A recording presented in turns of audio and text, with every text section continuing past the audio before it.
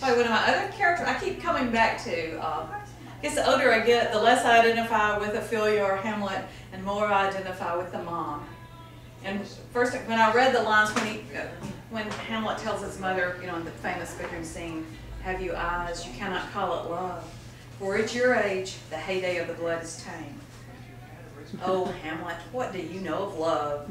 You who toy with that flower child one moment, then ship her off to a nunnery the next. You dare judge me, charge frailty to my sex, just because I choose incestuous sheets rather than sleep alone? Thanks, by the way, for noticing my dexterity. You've read too many books, seen too many plays if you believe Gonzaga's wife was less than true, swearing an oath to live alone in widow's weeds. Is it so strange that I should turn from grief to love, no sin involved? Why, you yourself have turned to madness straight from melancholy in half the time. For now, I'll seize the day. Hyperion's dead. Why can't I love a satyr if I choose?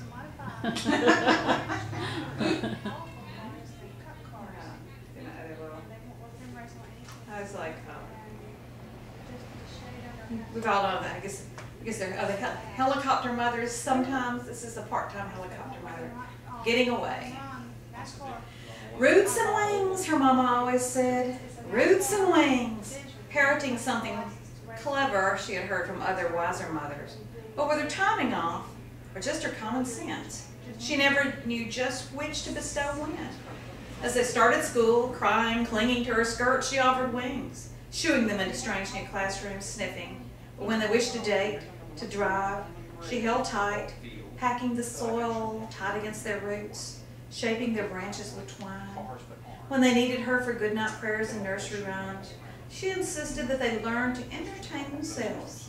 When they begged to spend the night with friends, she wept and claimed they did not love her, leaving her alone like that. No wonder then that when they met a friend, a man who showed them kindness, they clung, believing every word. No wonder still they left that house the first chance they found, like desperate passengers, rowing the lifeboat away from the foundering ship, sawing at the knots that bound them with their teeth, if necessary. I go back to one of my favorite ones. This is one after you go to a few poetry readings and you kind of get the, I guess it's fun to poke fun at ourselves. There's so many cliches in poet readings, and this one is just called The Poet. Wearing her flowing poet's clothes, gauzy, ephemeral, and monochromatic beige, she walks to the podium, clutching her books, post-it notes like feathers marking the pages she will read, in that sing-song voice she's perfected, ending always on a downward note, the way all the professors and mentors read. Her glasses perched on the end of her nose, necessary now, but as much a part of the charade as apples and pencils stenciled on denim jumpers of kindergarten teachers. The poems she'll read are the ones she always reads when she knows the audience is filled not with critics or fans, but with students. There, under duress or promise of extra credit, salvation from less than stellar essays on Wordsworth, Frost, and Keats. Statutory poetry, she's heard it called, forcing it on them for their own good. Cloaked in allusions, she once blushed not to recognize herself.